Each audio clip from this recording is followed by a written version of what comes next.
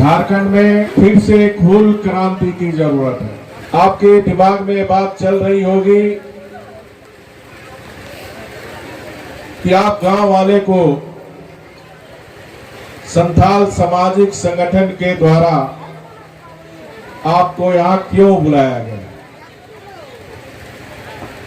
क्योंकि अक्सर चुनाव के समय ही राजनीतिक दल के लोग गांव वाले को याद करता है, लेकिन ये बैठक गांव वालों की, ये चौपाल एक सिद्धू कान्हू संस्था के द्वारा आयोजित,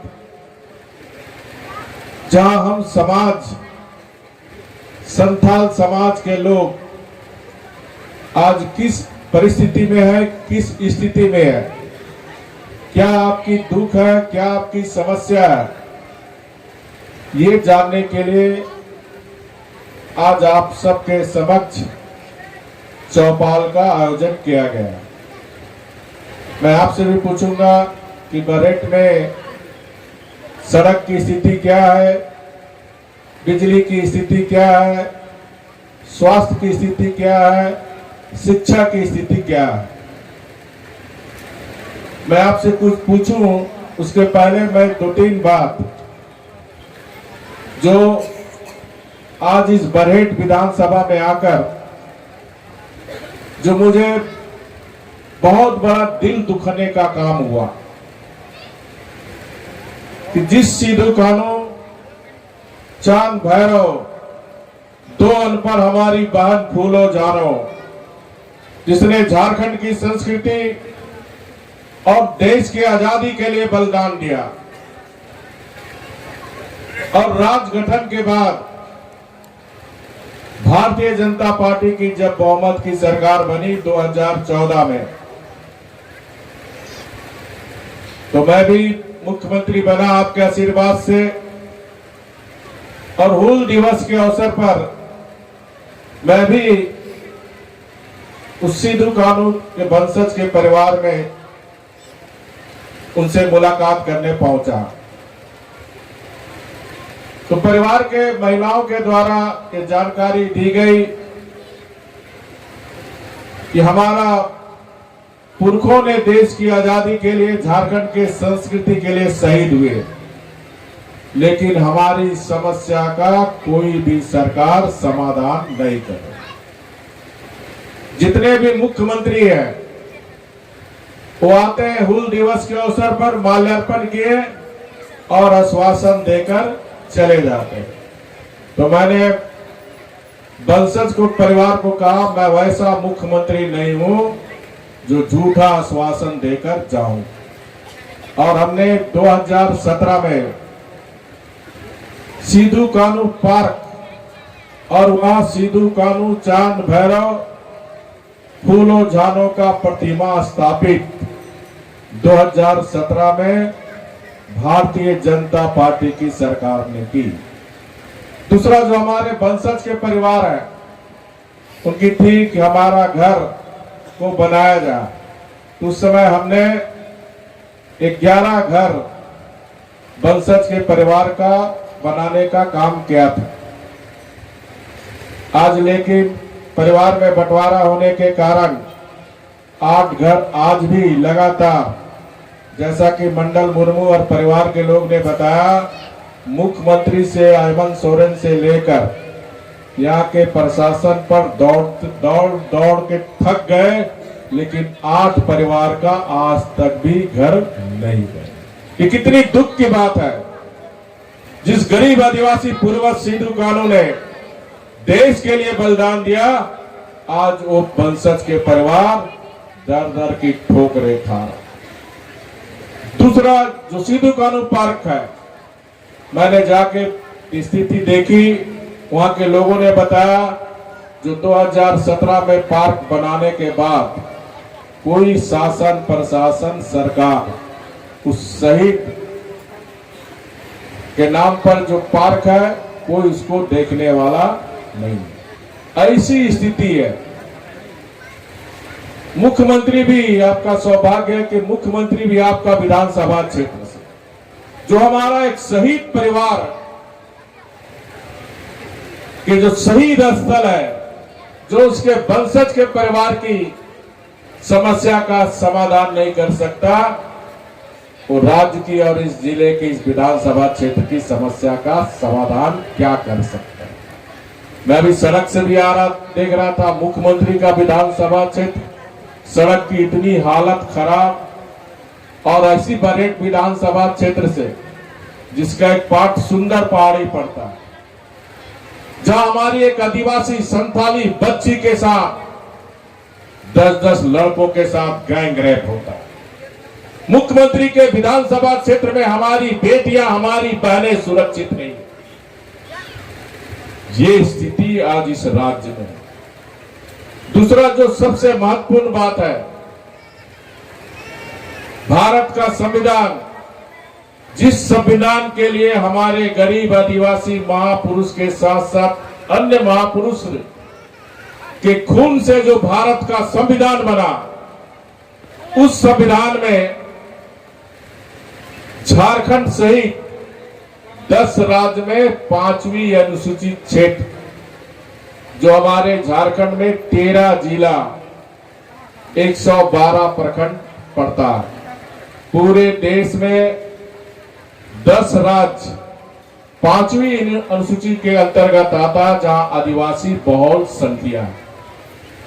उसी तरह 4 राज्य ऐसे हैं जहां 6 शेड्यूल है, जो पहाड़ी क्षेत्र है, मिजोरम, नागालैंड, मणिपुर। 8 राज्य में देश में पेशा कानून लागू हो गया। कौन कौन जानता है पेशा कानून? जो जानते हैं हाथ उठाओ, तो उधर से भी कोई जानते हैं पेशा कानून?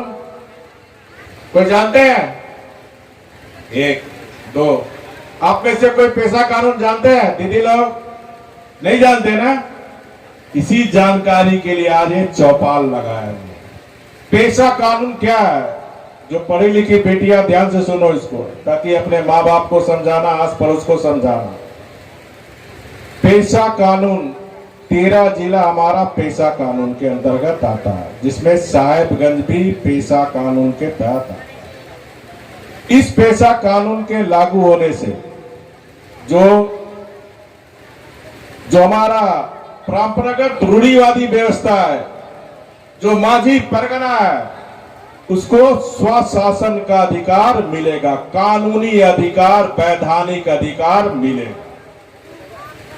जब मैं मुख्यमंत्री था तो 2018 में मैंने प्रक्रिया शुरू की थी, क्योंकि 16-17 में आदिवासी बुद्धिजीवी मंच, जो दूसरे धर्म के मानने वाले लोग हैं, उन्होंने पंचायती राज नियमावली को हाई कोर्ट में चैलेंज किया था, केस किया था कि यहां 6वीं अनुसूची लागू होना चाहिए। हाई कोर्ट ने भी निर्णय दिया, झारखंड में संविधान के अनुसार 5वीं अनुसूची ही लागू होगा। फिर आदिवासी बुद्धिजीवी मंच सुप्रीम कोर्ट गया। सुप्रीम कोर्ट ने भी आदेश दिया 2017 में कि झारखंड में 5वीं अनुसूची ही लागू होगा। 2018 में हमने सभी विभागों को पंचायती नियमावली बनाने के लिए आदेश दिया।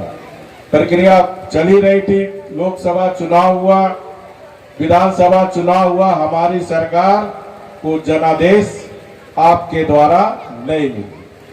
आपने जनादेश दिया माननीय मुख्यमंत्री हेमंत सोरेन जी, कांग्रेस जेएमएम को।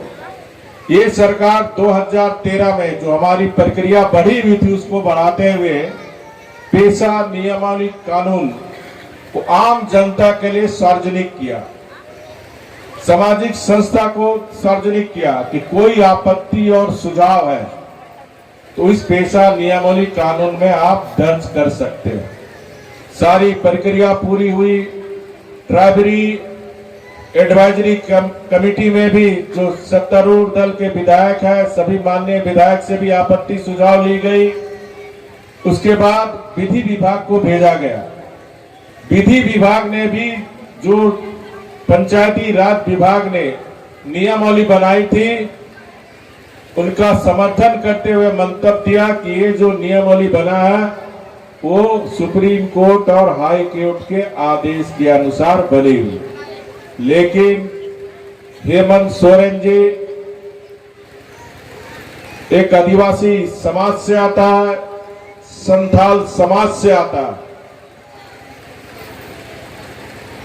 और आज तक पेशा कानून नहीं लागू हुआ। अब पेशा कानून लागू होने से आपको क्या फायदा है? पेशा कानून लागू होने से, इसको ध्यान से समझिएगा सब, ये जो हमारा मांझी परगना है, जो उधर बैठा हुआ मांझी परगना, इसको कानूनी अधिकार मिल जाए। जिस तरह देश चलाने के लिए लोकसभा है, राज्य चलाने के लिए विधानसभा है, गांव चलाने के लिए ग्राम सभा। तो रूढ़िवादी व्यवस्था यानी हमारा ग्राम सभा में मांझी परगना ग्राम सभा का अध्यक्ष बनेगा, दूसरा धर्म का अध्यक्ष नहीं बनेगा। समझ में आ रही है बात? आ रही समझ में? हिंदी समझ रहे कि नहीं समझ रहे? पेशा कानून लागू होने से मांझी परगना ग्राम प्रधान दूसरा धर्म के मानने वाले लोग नहीं बनेगा। ये कानून में प्रावधान है, पेशा कानून में। जब भी बनेगा, जो संथाल रीति रिवाज, संथाल परंपरा, संथाल संस्कृति जिसके लिए सिद्धू कानून ने बलिदान दिया, वो हमारा ग्राम प्रधान उसका अध्यक्ष बनेगा। यहां आपका मुखिया होगा, जिला परिषद का मेंबर होगा। यहां मुखिया का चुनाव अगले बार नहीं होगा। पेशा कानून लागू होने के साथ कोई मुखिया जिला परिषद का सदस्य चुनाव नहीं होगा।